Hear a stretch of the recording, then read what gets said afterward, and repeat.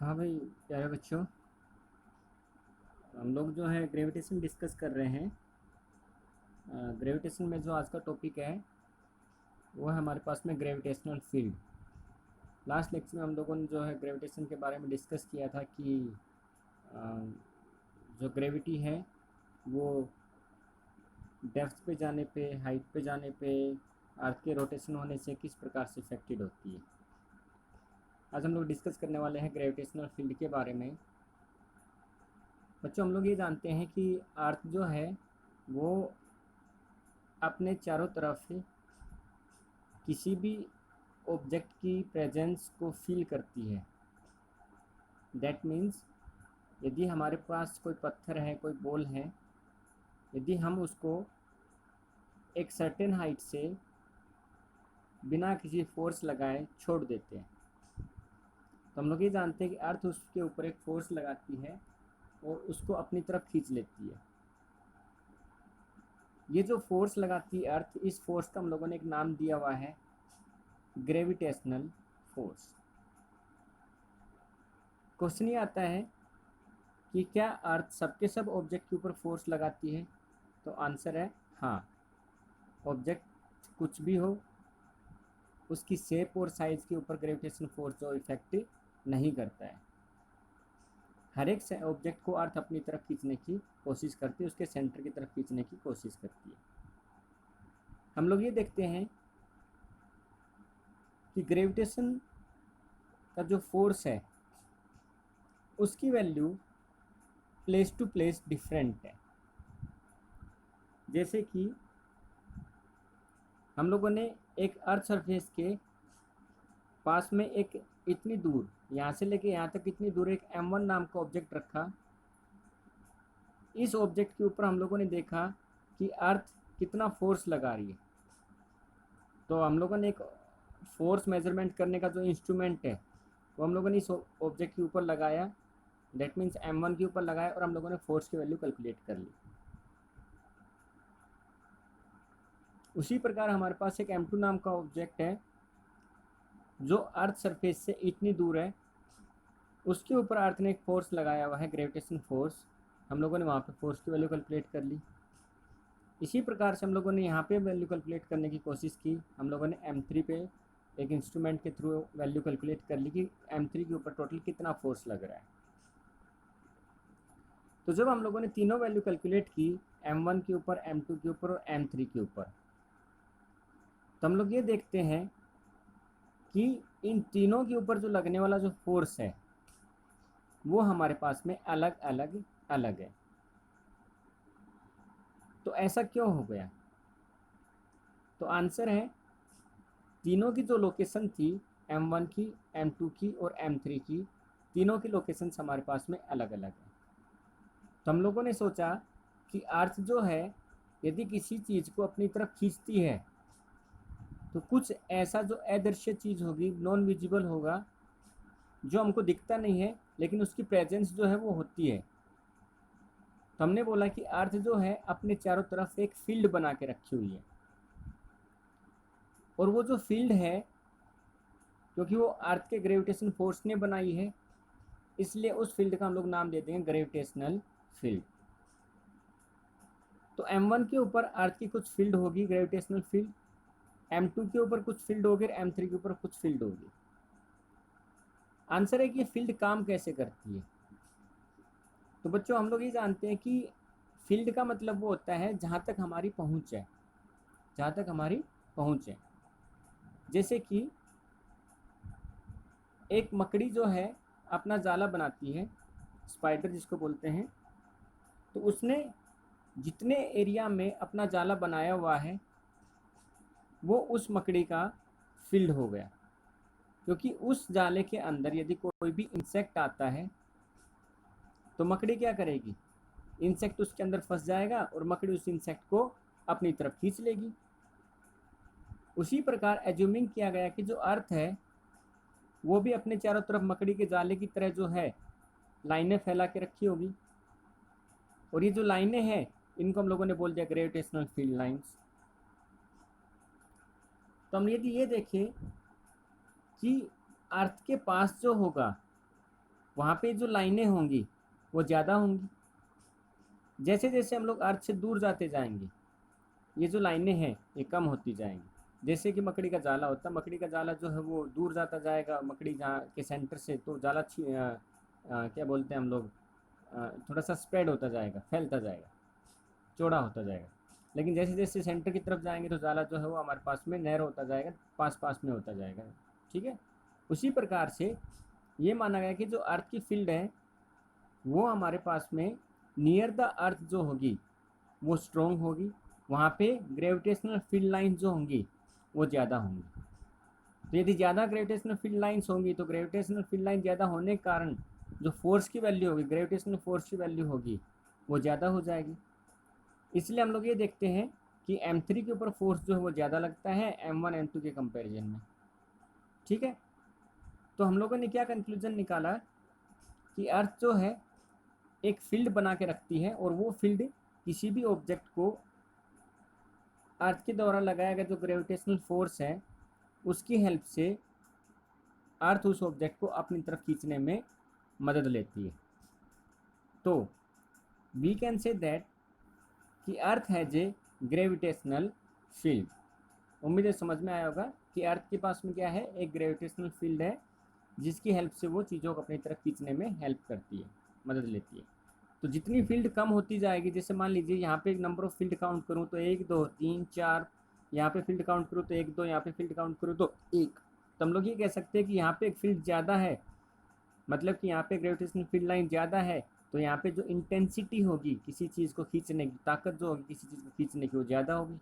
मतलब M3 के ऊपर ज़्यादा फोर्स लगेगा, M1 के ऊपर का M1 के ऊपर इसके कंपेरिजन में कम, और M2 के ऊपर सबसे कम फोर्स लगेगा। तो more the gravitational field more the force of attraction. Okay. Next thing, अगली चीज़ आती है हमारे पास में इंटेंसिटी ऑफ ग्रेविटेशनल फील्ड। तो बच्चों इंटेंसिटी का मतलब होता है बेसिकली ताकत, कि भाई उसकी इतनी ताकत। तो इंटेंसिटी ऑफ ग्रेविटेशनल फील्ड में हम लोग ये डिस्कस करेंगे कि अर्थ किसी भी ऑब्जेक्ट के ऊपर कितनी ताकत लगा रही है। जैसे मैंने बोला कि यहाँ पे M3 के ऊपर फोर्स ज़्यादा लग रहा है, तो हमें देखने से थोड़ी ना समझ में आ गई, क्योंकि फिजिक्स जो है वो कैलकुलेशन को मानती है। जैसे मैं कहता हूँ कि ये पॉइंट से ये पॉइंट मेरा 10 मीटर ऊंचा है, तो फिजिक्स बोलता है कि मेजरमेंट करके देखिए ये 10 मीटर ऊंचा है या नहीं है। तो फिजिक्स जो है वो कैलकुलेशन को मानती है, हमारी एजम्पशंस को नहीं मानती। तो हमने बोला कि M3 के ऊपर फोर्स ज़्यादा लग रहा है, M1 के ऊपर फोर्स कम लग रहा है। तो हाउ डू वी नो, हमें कैसे मालूम चलेगा कि M3 के ऊपर फोर्स ज़्यादा है और M2 के ऊपर फोर्स से कम है, या M1 के ऊपर फोर्स कम है। तो फिजिक्स जो है वो कैलकुलेशन को मानती है, तो हमें जो है यहाँ पे कैलकुलेशन करनी पड़ेगी। ओके। तो कैलकुलेशन किस तरीके से की जाए, तो आंसर है कैलकुलेशन की जाए उस फोर्स का मेजरमेंट करके कि वहाँ पे टोटल कितना फोर्स लग रहा है। और जब हम लोग किसी चीज़ का मेजरमेंट करते हैं तो हम लोग उसकी ताकत निकाल लेते हैं कि इसकी इतनी ताकत है। तो हम लोग यहाँ पे ताकत निकालना चाहते हैं ग्रेविटेशनल फील्ड की, कि उस ग्रेविटेशनल फील्ड की कितनी ताकत है। तो हमारे पास में एक अर्थ है और एक P पॉइंट है। P पॉइंट पे जो है एक मास रखा हुआ है, क्योंकि अर्थ जो है वो ग्रेविटेशनल फील्ड बनाती है, इसलिए अर्थ को हम लोग बोलेंगे सोर्स ऑफ मास या source of gravitational field. P point जो है जिसके ऊपर हम लोगों को इंटेंसिटी ऑफ ग्रेविटेशनल फील्ड जो है वो काउंट करनी है। तो हम लोगों ने देखा कि एम नोट जो है यहाँ पे P पॉइंट पे एक टेस्ट मास है जो कि अर्थ से x नाम की डिस्टेंस पे रखा हुआ है, और हम लोगों को इस P पॉइंट पे इंटेंसिटी ऑफ ग्रेविटेशनल फील्ड जो है काउंट करनी है। तो हम लोग ये जानते हैं कि एक ऑब्जेक्ट ये है, एक ऑब्जेक्ट ये है, और दोनों ऑब्जेक्ट के बीच में ग्रेविटेशनल फोर्स काम करता है, और ग्रेविटेशनल फोर्स न्यूटन्स के लॉ के अकॉर्डिंग क्या होता है, F=G/m/x²।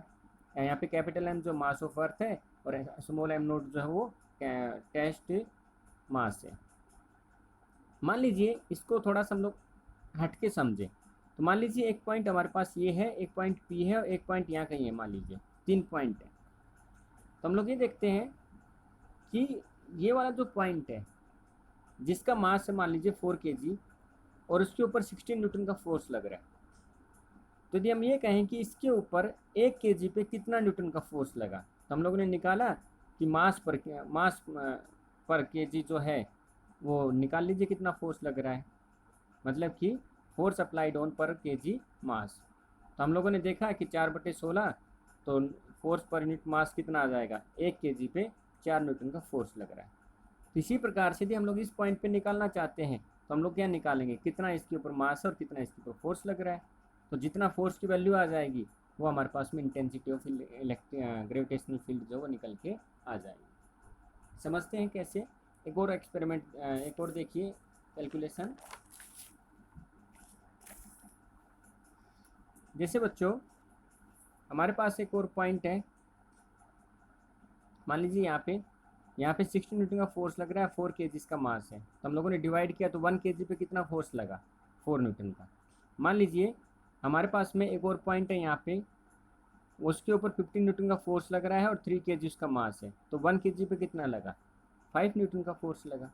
तो हमने बोला कि 5 न्यूटन का फोर्स 1 kg पे लग रहा है, 4 न्यूटन का फोर्स जो है 1 kg पे लग रहा है। तो जो 5 न्यूटन का फोर्स 1 kg पे लग रहा है, मतलब इसकी जो इंटेंसिटी होगी, मतलब इस पॉइंट पे जो किसी चीज़ को खींचने की ताकत होगी वो ज़्यादा होगी कंपेरिजन किसके, इस पॉइंट पे। तो इसी प्रकार हम लोग क्या निकाल सकते हैं, इस टेस्ट मास के ऊपर निकाल सकते हैं। कैसे निकालेंगे, टोटल कितना फोर्स लग रहा है और इसका मास कितना है। तो टोटल कितना फोर्स लग रहा है और कितना मास है, तो हम लोगों ने निकाला कि I is equal to F upon M nought, मतलब टोटल कितना फोर्स है, टोटल कितना मास है टेस्ट मास का। जैसे कि हमारे पास में टोटल फोर्स कितना था 16 न्यूटन, मास कितना था 4 kg, तो 4 डिवाइडेड बाई मतलब 16 डिवाइडेड इज इक्वल टू आ जाएगा 4 न्यूटन पर kg। ठीक है, तो उसी प्रकार से force that is equal force divided by mass that is equal to intensity of the gravitational field.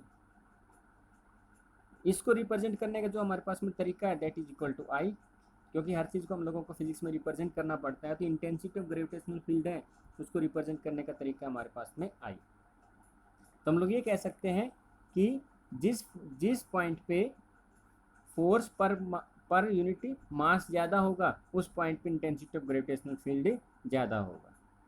जैसे कि यदि 4 kg मास के ऊपर 16 न्यूटन का फोर्स लग रहा है तो पर यूनिट फोर्स कितना हो जाएगा, 16/4, 4 न्यूटन पर kg।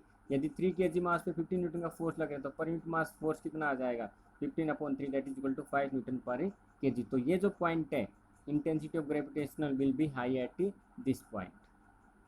ओके, तो इंटेंसिटी ऑफ ग्रेविटेशनल फील्ड का फॉर्मूला याद रखना है, I is equal to F upon M naught. इसकी हम लोग यूनिट की बात कर लेते हैं। तो फोर्स की यूनिट होती है न्यूटन, मास की होती है केजी। डायमेंशनल फॉर्मूले की बात करते हैं, फोर्स अपॉन मास है जो टेस्ट मास है। फोर्स की यूनिट होती है हमारे पास में फोर्स का हमारे पास में डायमेंशनल फॉर्मूला होता है एम एल टी माइनस का 2 डिवाइडेड बाई एम से एम कैंसिल, तो ये आ जाएगा m nought L T minus का 2। ये हमारे पास में आई निकल के आ गया f upon M nought. F हम लोगों ने पीछे निकाला था जब दो टेस्ट मास और जो सोर्स मास था अर्थ और टेस्ट मास के बीच में ग्रेविटेशनल फील्ड का जो फॉर्मूला होता है f is equal to G M m upon x square R square, जो भी हम लोगों को लेना है। तो हम लोगों ने यहाँ से जो है एफ की वैल्यू पुट कर दी इसके अंदर, तो ये हमारे पास में इंटेंसिटी ऑफ ग्रेविटेशनल फील्ड आ जाएगा G M upon x square. ये हमें क्या इंडिकेट करता है, तो ये हमें बताता है कि यदि हम लोग एक्स की वैल्यू बढ़ा देंगे, एक्स की वैल्यू बढ़ा देंगे तो जो इंटेंसिटी ऑफ ग्रेविटेशनल फील्ड है वो डिक्रीज होती जाएगी। यदि हम लोग मकड़ी के जाले को मकड़ी के सेंटर से लेके इन्फिनिटी तक लेके जाएंगे तो मकड़ी का जाला क्या हो जाएगा, उसका मकड़ी की इन्फिनिटी के ऊपर जो पकड़ होगी किसी कीट के लिए वो नेग्लिजिबल हो जाएगी, जीरो हो जाएगी। उसी प्रकार से यदि एक्स बढ़ाते जाएंगे तो इंटेंसिटी ऑफ ग्रेविटेशनल फील्ड भी क्या होती जाएगी, कमज़ोर होती जाएगी। मतलब कि यदि अर्थ से इस पी पॉइंट को मैं बढ़ाता जाऊँ तो पी पॉइंट को अर्थ अपनी तरफ खींचने की जो इंटेंसिटी है वो डिक्रीज होती जाएगी। और यदि मैं पी पॉइंट को इन्फिनिटी पे लेके गया, पी पॉइंट को इन्फिनिटी पे लेके गया तो एक्स की वैल्यू क्या हो जाएगी, इन्फिनिटी, तो 1/इन्फिनिटी क्या हो जाएगा, जीरो। मतलब कि यदि एक्स की वैल्यू इन्फिनिटी हो जाएगी तो intensity of gravitational field at infinity will be equal to zero. मतलब कि यदि अनंत दूरी पे हम लोग बात करें तो अर्थ किसी प्रकार का कोई ग्रेविटेशनल फोर्स अप्लाई नहीं करती है। वहाँ पे ऑब्जेक्ट यदि जिस कंडीशन में वैसे ही कंडीशन में रहेगा, वो मूव करके अर्थ की तरफ ही एक्सेलेट होकर अर्थ की तरफ नहीं आएगा। ठीक है, तो at infinity x will be, यदि इन्फिनिटी हो जाएगा तो intensity of gravitational field at infinity that will be equal to 0। Okay okay. Second thing, एक और इम्पोर्टेंट चीज़ देखिए ग्रेविटेशनल पोटेंशियल के बारे में। ये छोटे छोटे कंसेप्ट है जो आपकी बेसिक जो नॉलेज है उसको इंक्रीज कर रहे हैं, क्योंकि ये चीज़ें आगे समझ में आएंगी आपको धीरे धीरे। तो हम लोग पीछे एक बार फिर से नहीं जा सकते, क्योंकि जब हम लोग ये चीज़ें इनके बारे में डीपली पढ़ रहे होंगे आगे जिन जहाँ पे इनका यूज़ होगा, तो हम लोग बार बार पीछे लेक्चर्स में नहीं जा सकते, इसलिए एक बार जो है इनको अच्छे से कर लेते हैं। ग्रेविटेशनल फील्ड की बात हम लोग कर चुके हैं, इंटेंसिटी ऑफ ग्रेविटेशनल फील्ड की हम लोग बात कर चुके हैं। अब हम लोग बात करते हैं ग्रेविटेशनल पोटेंशियल की। पोटेंशियल, तो बेटा पोटेंशियल का मतलब होता है बेसिकली क्षमता, किसी काम को करने की क्षमता। तो मान लीजिए हम लोग ये जानते हैं कि अर्थ जो है वो हमारे पास में स्फेरिकल के रूप में है, और अभी हम लोगों ने देखा कि अर्थ जो है अपने चारों तरफ से एक मकड़ी के जाले की तरफ फील्ड बना के रखती है, और उन फील्ड को हम लोगों ने बोला ग्रेविटेशनल फील्ड लाइन। ठीक है भाई, ओके। अगली चीज़ हम लोग ये जानते हैं कि एक यदि हमारे पास यहाँ पे एक टेस्ट मास रखा हुआ है, तो इस टेस्ट मास के ऊपर अर्थ जो है कुछ फोर्स लगाएगी, जिस फोर्स की वजह से ये टेस्ट मास क्या करेगा, मूव होके अर्थ की तरफ ही चलना शुरू हो जाएगा। तो यदि ये टेस्ट मास मूव होकर अर्थ की तरफ चलना शुरू हो जाएगा, तो हम लोग ये कह सकते हैं कि इस टेस्ट मास के पास में कुछ ही एनर्जी आ जाएगी, और वो एनर्जी कौन देगा, तो अर्थ उसको एनर्जी देगा। तो हम लोग ये जानते हैं कि यदि ये टेस्ट मास की लोकेशन ये है, यहाँ पे रखा हुआ है, तो इसके ऊपर जो लगने वाला जो फोर्स है वो कुछ अलग होगा, और यदि इस टेस्ट मास को हम लोग मूव कर दे, मान लीजिए यहाँ से लेकर मैं यहाँ लेके गया, तो अभी लगने वाला जो फोर्स है उसकी वैल्यू चेंज हो जाएगी। तो हम लोगों ने बोला कि जब पोजीशन चेंज होती है तो ऑब्जेक्ट जो होता है, टेस्ट मास जो होता है, उसके ऊपर लगने वाले फोर्स की वैल्यू क्या हो जाती है, चेंज हो जाती है। ठीक है, और किसी भी ऑब्जेक्ट के पास में टोटल कितनी एनर्जी है, ठीक है, दैट इज कॉल्ड पोटेंशियल। किसी भी ऑब्जेक्ट के पास में कितनी एनर्जी है, दैट इज कॉल्ड पोटेंशियल। जैसे कि मैं कहता हूँ कि भाई इस आदमी का बहुत सारा पोटेंशियल है, क्यों, क्योंकि वो दिन भर काम कर सकता है, तो उसके पास एनर्जी क्या होगी, बहुत सारी, क्योंकि दिन भर काम करने के लिए क्या करना पड़ेगा, उसको बहुत सारी एनर्जी चाहिए। तो अ पर्सन जिसके पास बहुत सारी एनर्जी है, मतलब उसका पोटेंशियल ज़्यादा है। तो यदि इस पॉइंट पे पोटेंशियल कम है और इस पॉइंट पे पोटेंशियल ज़्यादा है, या इस पॉइंट पे ज़्यादा इस पे कम है, तो हम लोग कहेंगे कि पॉइंट इस पे कम था इस पे ज़्यादा था, या फिर ये कहें पॉइंट इस पे ज़्यादा था इस पे कम था। दैट इज कॉल्ड, किसी भी पॉइंट की जो लोकेशन है वो उसके पोटेंशियल को बनाती है। ठीक है, ओके। तो ये जो पोटेंशियल है ये इससे के लोकेशन की जो करेक्टरिस्टिक्स हो गई, तो पोटेंशियल जो हो गया लोकेशन की करेक्टरिस्टिक्स से होगी। ठीक है, नेक्स्ट थिंग, मान लीजिए हमारे पास में ये अर्थ है, और ये पॉइंट ए है और ये पॉइंट बी है। तो पॉइंट ए पे मान लीजिए हम लोगों ने देखा कि अर्थ जो है इस ए पॉइंट पे कुछ फोर्स लगाती है, कुछ फोर्स लगाने के कारण ये जो ए पॉइंट है इसके पास में कुछ एनर्जी आ जाएगी। ठीक है, क्योंकि हम लोग ये जानते हैं ना, किसी चीज़ के ऊपर हम लोग फोर्स लगाएं तो वो मोशन में आ जाएगा, मतलब उसके पास एनर्जी आ जाएगी। उसी प्रकार मान लीजिए अर्थ ने फोर्स लगाया तो उसके पास में ए पॉइंट के ऊपर एनर्जी आ गई, that is equal to 200 joule. मान लीजिए बी पॉइंट है जिसके पास एनर्जी कितनी है, 100 जूल। तो हम लोगों ने बोला कि जो ए पॉइंट की लोकेशन है उस पॉइंट पे पोटेंशियल ज़्यादा है क्योंकि एनर्जी ज़्यादा है। बी पॉइंट की जो लोकेशन है उस पॉइंट पे एनर्जी कम है, तो मतलब कि वहाँ पे पोटेंशियल कम है। ठीक है, तो हम लोग ये कह सकते हैं कि ये जो पोटेंशियल वर्ड आया, तो the potential word is to be used with the location and energy word used for the test mass, मतलब कि इस पॉइंट पे कितनी एनर्जी उसको मिली हुई है। देखिए पोटेंशियल जो है वो पॉइंट का बनता है, क्योंकि मान लीजिए आप ये टेस्ट मास इसको लेके आए, इसको 200 जूल एनर्जी मिली। मान लीजिए इसकी जगह पे आपको दूसरा भी टेस्ट मास लेके आते, उसको कितनी एनर्जी मिलती है, 200 जूल। तो जो पोटेंशियल है वो एनर्जी की एनर्जी, जो पोटेंशियल है वो लोकेशन की बात है, और जो एनर्जी है वो कहलाती है कि हम लोग किस ऑब्जेक्ट को एनर्जी दे रहे हैं। ठीक है, जैसे कि मान लीजिए एक टीचर है, वो क्लास में जाके पढ़ाता है, ठीक है, तो उस टीचर का जो पोटेंशियल है वो इतना है कि वो पूरी क्लास में जो उसकी आवाज़ वो पूरी क्लास में पहुंच रही। फिर उस क्लास में से कौन बच्चा कितना गेन कर पाता है, वो बच्चे की एनर्जी है। उसी प्रकार से इस पॉइंट पे जो पोटेंशियल है वो तो पूरा पोटेंशियल है, मतलब कोई भी टेस्ट चार्ज, हम लोग किसी भी टेस्ट चार्ज को यहाँ पे उठा के लेके आएंगे तो उसको हमेशा 200 joule energy, sorry test charge नहीं, आई एम सॉरी, यहाँ पे किसी भी टेस्ट मास को हम लोग यहाँ पे उठा के लेके आएंगे तो उसका जो टेस्ट मास के ऊपर जो टोटल एनर्जी मिलेगी वो मिलेगी 200 जूल। तो मतलब इस पॉइंट का पोटेंशियल है और एनर्जी किसकी है, जिसके ऊपर हम लोग टेस्ट मास को लेके आ रहे हैं। ठीक है, ओके। तो ये जो पोटेंशियल और ये टेस्ट मास को एनर्जी कौन दे रहा है, तो आंसर ये टेस्ट मास को एनर्जी और पोटेंशियल की जो हम लोग बात कर रहे हैं ये ग्रेविटेशनल के कारण हो रही है, अर्थ के फोर्स के कारण हो रही है। तो इसलिए क्या कहलाएगा, ग्रेविटेशनल पोटेंशियल एनर्जी। ठीक है, जैसे मैं एक एग्जांपल के तौर पे कहूँ कि हम लोग जनरली यूज़ करते हैं भाई एक जगह है जहाँ पे हम लोग शॉप खोलना चाहते हैं, मान लीजिए आप बेकरी खोलना चाहते हो। ठीक है, तो हम लोग क्या कहते हैं कि भाई बेकरी खोलने की जो राइट जगह क्या है, मतलब एक पोटेंशियल ऐसी जगह बताइए जहाँ पे बेकरी का खोलने का प्लेस जो है वो बिल्कुल एग्जैक्ट होगा कि भाई इस प्लेस पे हम लोग बेकरी जो ओपन कर सकते हैं। तो हमें क्या करना पड़ेगा, हमें ऐसी जगह ढूंढनी पड़ेगी जहाँ पे ज़्यादा से ज़्यादा लोग आए, जहाँ पे ज़्यादा से ज़्यादा फंक्शन हो। ठीक है, उससे क्या फ़ायदा होगा, यदि ज़्यादा से ज़्यादा लोग आएंगे तो भाई लोगों को हमारी शॉप जो है उसके बारे में पता चलेगा, उनको पता चलेगा कि यहाँ पे केक बिस्किट वगैरह जो जितने भी बेकरी के आइटम्स वगैरह हैं वो सब इजीली अवेलेबल हैं। तो यदि ज़्यादा लोग आएंगे तो ज़्यादा बिक्री होगी। ठीक है, दूसरा यदि ज़्यादा फंक्शंस होंगे तो वहाँ पे पॉसिबिलिटीज़ है हमारे शॉप से जो है सामान परचेजिंग की जो ये कह सकते हैं कि सामान परचेज करने का जो एफिशिएंसी है, ठीक है, इंक्रीज़ हो जाएगी। ठीक है, तो हम लोग बोला कि ये जो लोकेशन है इस लोकेशन पे पोटेंशियल अच्छा खासा है।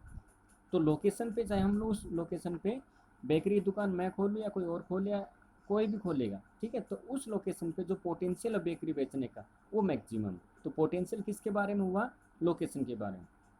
ठीक है, और एनर्जी किसके बारे में हुई कि कस्टमर कितने आए और किस कस्टमर कितना सामान लेके गए, दैट इज कॉल्ड एनर्जी। तो और इन दोनों को बना के क्या बनेगा, पोटेंशियल एनर्जी। और ये सब पोटेंशियल एनर्जी कौन बना रहा है, तो ग्रेविटेशनल फोर्स बना रहा है, इसलिए क्या कहलाएगा, ग्रेविटेशनल पोटेंशियल एनर्जी। ओके बेटा, कल हम लोग इसके बारे में कुछ और डिस्कस करेंगे, तब तक आप इसको पढ़िए। थैंक यू बेटा, थैंक यू।